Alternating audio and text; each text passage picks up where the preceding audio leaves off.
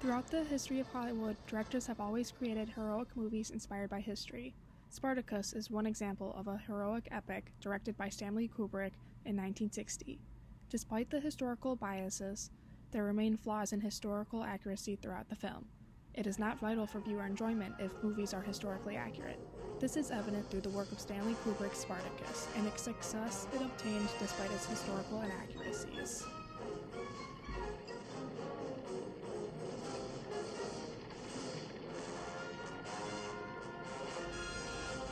Film and its messages have changed drastically over the years. Initially, the film industry was used to represent directors' personal beliefs about the topic they chose to film. According to Mario Weich's book, Projecting the Past, directors film historical documentaries to project a message of how history affected people of the past and how it relates to present-day issues. The film Spartacus was shot and published in the 1960s. In the 1960s, there were a plethora of civil rights movements. It was in the forefront of the media. This created a perfect background for the storyline of the movie, a slave rebellion demanding freedom and equal treatment. Those involved in the movie attempted to display their personal beliefs on civil rights topics. The historical accuracy does not affect many audience members' enjoyment, unless it is a film designed for educational purpose. The majority of audience members are not viewing the movie for educational purposes, they are viewing for a good, entertaining story. A skilled and reasonably conscientious filmmaker should be able to make a historical movie not only entertaining and relevant, but also faithful to what is known about the time and people portrayed, states Spartacus, Film and History. The film Spartacus has a solid historical core according to Alan M. Ward, although it has mixed reviews on the overall accuracy of the film.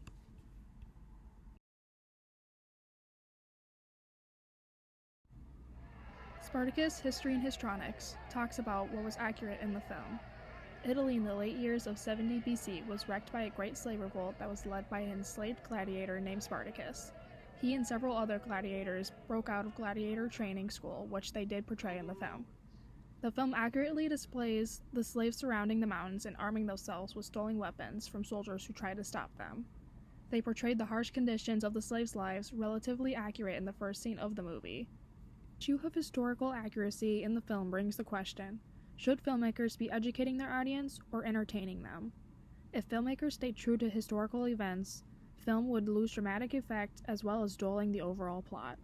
In the film, the directors never show how Spartacus was actually killed according to historians. Spartacus dying on the battlefield without his body ever being recovered is a poor and unsatisfactory climax for a film. If the film was historically accurate according to the historical timeline of Spartacus, the ending of the movie would be non-existent, and there would be no fighting and no crucifixion of Spartacus. This would additionally eliminate the need for a love interest, who plays a substantial role in the movie's resolution.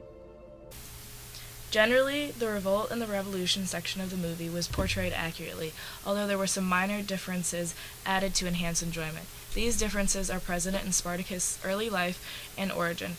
The film states that Spartacus was born into slavery and was very aggressive towards the Romans watching over him. He proclaims that his great-grandfather was a slave as well. While this is a common trend in slave history, it is not true in Spartacus' case.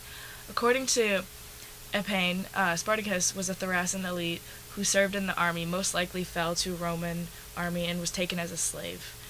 This is different between history and the film.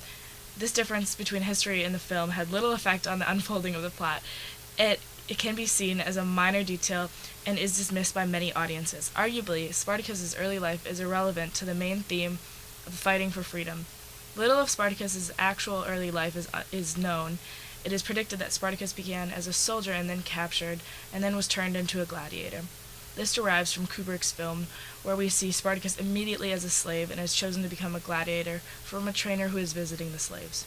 Whether this inaccuracy was intentional or not, it allowed Kubrick to create an underdog character that audiences would sympathize with throughout his journey. Carl Hoffman states that Kubrick chooses to include these aspects to create a popular epic including a love story, appropriate costuming, and a representation of Rome. These aspects may seem to distract from the historical basis of the film, but it creates an intriguing storyline while mildly educating the viewer. In the previous year, there was another Roman epic that won Best Picture in an attempt to mimic this achievement. Kubrick imitated aspects of this film. In this film, Spartacus falls in love with another slave, Verena, which adds an intrigue of a love story. There is no known historical evidence that Verena is a real person. She's most likely made up to add conflict of love to the film. The addition of love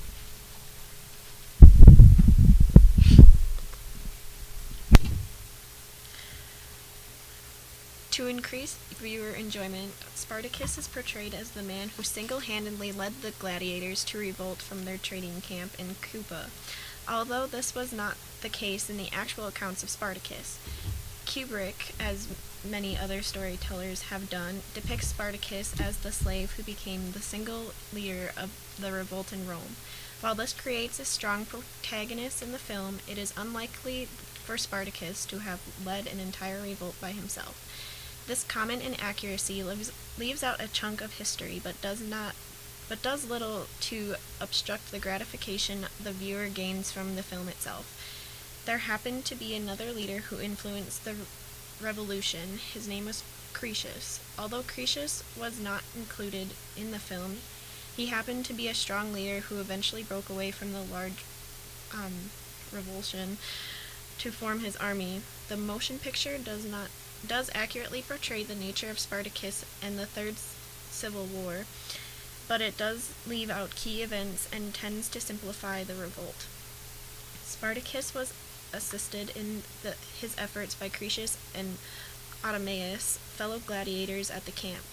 After gaining an estimated 70,000 members for their army by the end of 73 BC, the two forces eventually divided. Given that these events do not directly affect the outcome of the revolt, it is not vital that they are included. Kubrick's decision to omit Croesus' force from the film leaves little disappointment to the viewers, as shortly after the forces divided, Croesus was defeated. If Kubrick To were enhance to the plot of the film rather than abide by written history. Over 6,000 captured rebels were crucified. Their bodies were displayed along the Appian Way from Capua to Rome. While 6,000 men being crucified seems like a bizarre and outrageous event, this is one of the true events from history in Kubrick's film. 6,000 captured rebels were displayed along the Appian Way from Capua to Rome. This was one way Rome made an example of people who did not follow their beliefs and went against their rulings. Unfortunately, this refers to nothing about Spartacus' crucifixion, or the last gladiator battle that led him to go up against one of his good friends to their fate of crucifixion in the film. Instead, historians mention that Spartacus fell in battle, while his body was never recovered. Since Spartacus was thought to have been killed in battle, the search for him afterward would be unnecessary. There had been presumptions he was killed in battle with a spear through his thigh. In the film, they added Spartacus' final gladiator battle and his crucifixion, as it exemplifies the idea that Spartacus is a martyr for the enslaved, which is something that Kubrick had been doing throughout the film. Spartacus is shown willing to kill his fellow companion so he's able to avoid the agony of crucifixion and instead endures the pain himself. This continues the sensationalization of Spartacus and his glory. Kubrick's decision to alter Spartacus' ending led him to creating the famous I Am Spartacus scene, which in return moved many more viewers than death during battle would have and produced an inspiring figure. A scene that highlighted such heroism was the I Am Spartacus scene, which never actually occurred in real life. It is enhanced by having the slaves show solidarity amongst one another by all proclaiming that they are all Spartacus. At the time, Spartacus was not thought to be as famous as he is now. This is purely from the added scenes in the film. It is noted by many historians that in the grand and long history of Rome, that Spartacus typically only noted in a small paragraph with very little significance. Many slave revolts happened in Roman history, and many of them failed, Spartacus being no exception. Spartacus is seen differently by many historians. For some, he is a hero for the downtrodden, while to others, he is a cruel and heartless rebel. These added scenes did not discredit the directors or writers, instead had a great influence on the popularity and success of the movie and the uprising fame of the character Spartacus. It is artistic choices such as these that allow a movie to derive from historical accuracy in order to create an emotional connection with the audience. It is not imperative for the viewer enjoyment if movies are completely historically accurate. This is evident through the work of Stanley Kubrick's Spartacus and its lack of historical accuracy and the success it had obtained. This is clear through the various inaccuracies throughout the film, such as the early life of Spartacus being altered and marginally being removed from the film permit Kubrick to create his own narrative. The revolution and those involved in the downfall of Spartacus flowed without interruption of other plots, preventing a labyrinth of stories. These inaccuracies had little impact on the success of the film, creating a high-quality and meaningful story that is valued over more maintaining historical accuracy.